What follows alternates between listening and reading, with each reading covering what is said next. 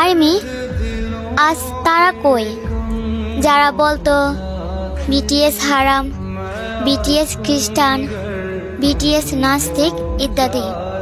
তাদেরকে বলি, আমাদের বিটিএস মেম্বাররা যখন সৌদি আরব কনসার্ট করতে গিয়েছিল তখন জিমিনের মাইকটি ছিল গোল্ডেন কালার, আর আমাদের ইসলামে ছেলেদের জন্য স্বর্ণ হারাম।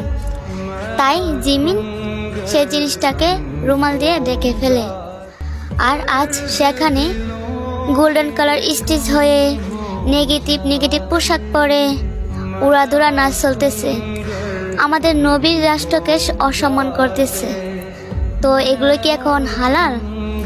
আজ আমি সত্যিই বলতেছি, আমি একজন বিটিএস আর্মি হয়ে গর্ববোধ করতেছি, কারণ তারা অন্য ধর্মের হয়েও আমাদের ধর্মকে সম্মান করে, আর আমরা নিজে মুসলিম ধর্ম হয়েও আমাদের ধর্মকে সম্মান করতে পারি না।